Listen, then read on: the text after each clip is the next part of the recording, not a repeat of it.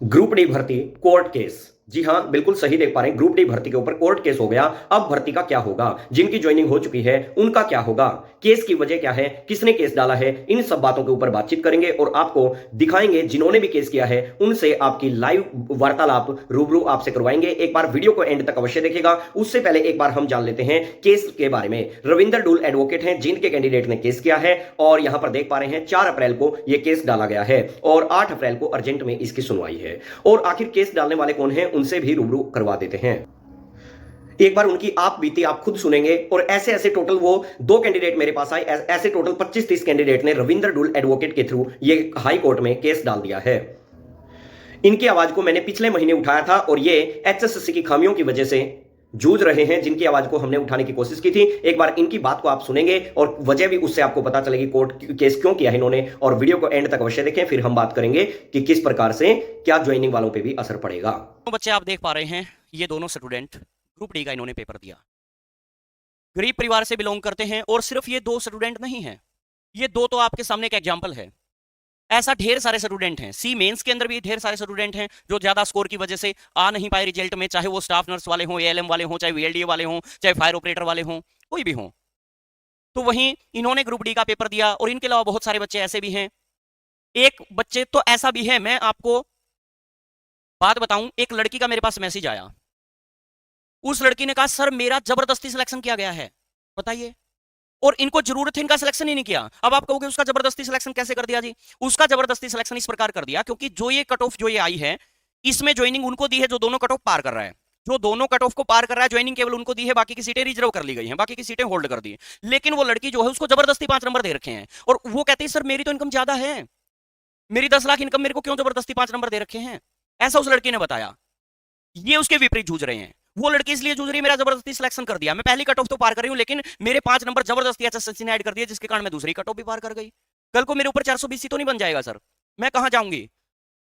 कल को एचएसएससी ने मेरे को जबरदस्ती 5 नंबर दे दिए और यस नो का ऑप्शन नहीं दिया। और ये वो बच्चे हैं जिनको 5 नंबर दिए ही नहीं। शुरू से स्टार्टिंग से इनका पीला राशन कार्ड है, शुरू से इनकी परिवार पहचान पत्र में लाख रुपए इनकम है और इनको 5 नंबर दिए नहीं, ना यस नो का ऑप्शन दिया ना 5 दिए, और ये रिजल्ट से बाहर कर दिए गए। और ऐसे ऐसे जैसे उस लड़के का उदाहरण दिया, ऐसे ऐसे कई स्टूडेंटों को इन कर दिया और कई स्टूडेंटों को आउट कर दिया। तो ये क्या चल रहा है आप खुद सुनिए। इन कैंडिडेट से एक एक करके सारी बातें बताएंगे। अभी ये पंचकुला एचएसएससी ऑफिस के सामने धरने प्रदर्शन पे भी बैठे थे। एक बार एक एक करके इन दोनों के एक बार विचार सुनिए आप कि इनके साथ क्या बीत रही है और कमेंट करके बताएं क्या ऐसा आपके साथ भी ऐसी बीत रही है, क्या ऐसी प्रॉब्लम आपके साथ भी खड़ी है। तो पहले आपसे क्या नाम है जी? मनदीप, भाई का नाम है मनदीप। ग्रुप डी का पेपर दिया था आपने? ओके, ग्रुप डी का। तो एक बार सभी भाइयों को बताएं जो घर बैठे हैं उनको कि किस प्रकार की समस्या से जूझ रहे हैं, और आप भी बताएं आपका सवाल, आप किस प्रकार की समस्या से जूझ रहे हैं, कौन सी भर्ती से आप जूझ रहे हैं। सबसे पहले तो सर आपका बहुत बहुत धन्यवाद और आपके सभी दर्शकों को मेरा नमस्कार। सर ग्रुप डी का रिजल्ट आया था तो उसमें एचएससी ने क्या किया, 2 तरह से कट ऑफ बनाई है, एक 95 में से और एक 100 में से। मैंने चेयरमैन सर से व्हाट्सएप पे बात की है, उन्होंने ऐसा रिप्लाई दिया ये रिजल्ट 95 में से है, जबकि ये रिजल्ट 95 और 100 दोनों में से है। तो अगर चेयरमैन सर ने ऐसा कहा ये 95 में से है तो 95 में से तो मैं अपनी कट ऑफ पार कर रहा हूँ, लेकिन मेरा सिलेक्शन नहीं है।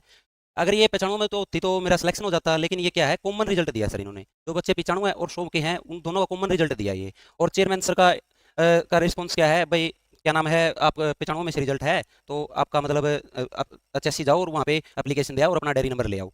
तो सर को मैंने बोला सर मैंने डायरी नंबर भी लिया है, मैं 2 बार पंचकुला जा भी चुका हूँ। वो क्या रिस्पॉन्स देते हैं मेरे को, ये रिस्पॉन्स देते हैं कि आपका क्या है वो, मतलब आपके डॉक्यूमेंट सभी ओके है, आपके सभी डॉक्यूमेंट ओके, ऐसे उन्होंने मेरे को रिस्पॉन्स दिया। तो मैंने कहा उनको मैडम मेरे सभी डॉक्यूमेंट ओके तो मेरे को 5 नंबर क्यों नहीं दिए गए? तो मैडम का रिप्लाई आता मुझे नहीं पता। फिर हमारा सिलेक्शन नहीं हुआ इन 5 नंबरों की वजह से।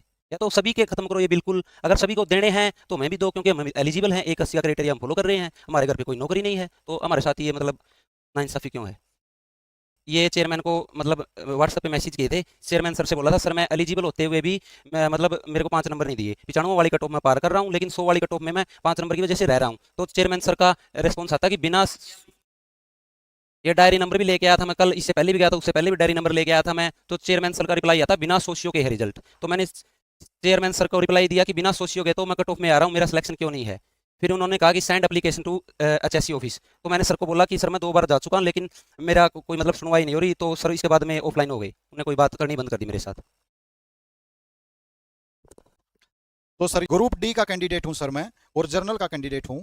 जर्नल की कट ऑफ 77.83 पर लगी है जो कि 95 में से है, और मेरे नंबर है 78.11, 78.11, ये 95 में से हैं। और मैं 5 नंबर के लिए सर मैंने अप्लाई किया था, लेकिन मेरे को नहीं मिले। मैं एलिजिबल हूँ, मैंने सभी डॉक्यूमेंट लगाए, मेरे को 5 नंबर मिल जाते तो मेरे 78.11 प्लस में 5 मेरे हो जाते 83.11। मैं इस कट ऑफ में भी आ जाता सर।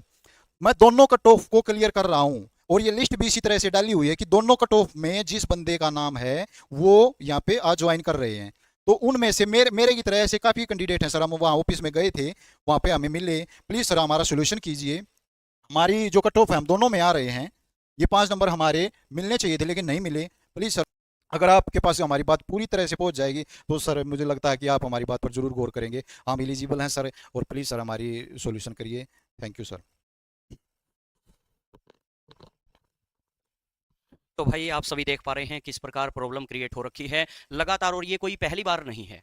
ये लगातार हरियाणा स्टाफ सिलेक्शन कमीशन की मतलब हर कारगुजारी हम देख रहे हैं। जितने भी रिजल्ट्स आ रहे हैं, हर रिजल्ट में कहीं ना कहीं कोई ना कोई गड़बड़, कोई ना कोई मिस्टेक छोड़ ही देते हैं। पहले 5 साल ये सोते रहते हैं और अंतिम 5 दिन में सोचते हैं कि अब हम सब कुछ कर लें।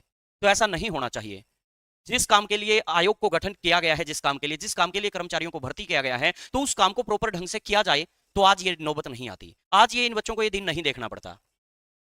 आधे से ज्यादा बच्चे तो वकील बन गए यार HSSC की वजह से। मतलब बच्चों को ये भी नहीं पता होता था कि हाई कोर्ट की जगह कहाँ है, हाई कोर्ट चंडीगढ़ में किस जगह पे है, कौन से वकील हैं, कैसे केस लड़ा जाता है। और HSSC ने तो यहां तक सिखा दिया कि मतलब आधे से ज्यादा बच्चे तो वकील बन गए हैं। हाई कोर्ट भी पता चल गया कैसे फाइल करनी, क्या जिन बच्चों का काम पढ़ाई करने का था वो बच्चे तो वकील बने बैठे हैं, जबकि उनका हकीकत में काम पढ़ाई करने का था, स्टडी करने का था। धरने पे बैठना पड़ रहा है, वकालत करनी पड़ रही है। हैं कि कोई बच्चा है, उसके हम मान लेते हैं जी आपके तकरीबन पूरा 77 नंबर मान लेते हैं। कितने नंबर? 77। और ये बच्चा 77 नंबर में पहली कट ऑफ को क्रॉस कर नहीं रहा है, तो और 5 नंबर इसके जुड़े हुए भी हैं, ये मान लेते हैं। अभी इस बच्चे के कितने बन गए? 82। दूसरी कट ऑफ को क्रॉस कर रहा है बच्चा, मान लेते हैं इसका भी सिलेक्शन नहीं दिया। HSSC का कहना है कि इसकी सीट को हमने रिजर्व कर लिया। ठीक है जी, इसकी सीट को हमने क्या कर लिया? रिजर्व कर लिया। कल को कोर्ट से 5 नंबर हट गए तो यानी कि 5 नंबर हट गए तो ये सिलेक्शन जोन से बच्चा बाहर हो जाएगा, क्योंकि इसके सिर्फ 77 बचेंगे। फाइनल लिस्ट फिर ये मानी जाएगी 5 नंबर हट गए तो। और 5 नंबर यदि कोर्ट ने कह दिया यस 5 नंबर सही है, फिर जो सीटें 2.5 से 3,000 रिजर्व रखी हैं उनका रिजल्ट फिर इस बच्चे के 5 नंबर ऐड करके यानी फिर 82 बन रहे, फिर पहली कट ऑफ को नहीं देखा जाएगा, फिर सिर्फ और सिर्फ सेकंड को देखा जाएगा, और फिर बची हुई सीटों में से उस बच्चे को बुला लिया जाएगा। लेकिन कब तक? वो बच्चा कब तक इंतजार करे जिसको पहली कट ऑफ क्रॉस नहीं करी और दूसरी कट ऑफ में क्रॉस करा? वो बच्चा कब तक इंतजार करे? क्योंकि उम्मीद तो ऐसी नजर आ रही है अब चीजें विधानसभा तक ले जी जाएंगी। अब शायद लगता है लोकसभा के इलेक्शन के लिए जो करना था वो कर दिया, अब सारी चीजें दोबारा से इस डी की भर्ती को दोबारा फिर यूज किया जाएगा। इसी में सीट खाली रह जाएंगी, दोबारा से फिर इसी भर्ती को फिर कहेंगे हमने अलग से 11-12 हजार भर दिए, 11-12 हजार उस समय भर दिए, जबकि हकीकत में टोटली 11,000 वैकेंसी भरेंगे दोनों को मिला करके। एक बार भर देंगे, एक बार खाली कर देंगे। तो ऐसा ना करें। आखिर वो बच्चा फिर कब तक वेट करे और कैसे समस्या से जूझ रहे हैं। और आप भी हो सकता है इस समस्या में से किसी समस्या से आप भी परेशान हो सकते हैं, HSSC की किसी भर्ती से आप भी परेशान हो सकते हैं।